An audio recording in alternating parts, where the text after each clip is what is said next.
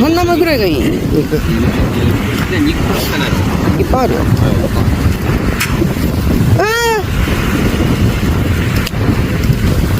で、石も動いちゃうぐらいだからやばいって、やめた方がいい。だと、この貝殻の上に石乗っければ大丈夫だから。マジ？確かに。で、こっちでやんないとうるさいから。確かにさっきやばかったの。耳痛かったもん。びっくりした私。まだ。これも2本使っちゃう。あれでも買ったら。ね、花火さ、今やるもんじゃないよね。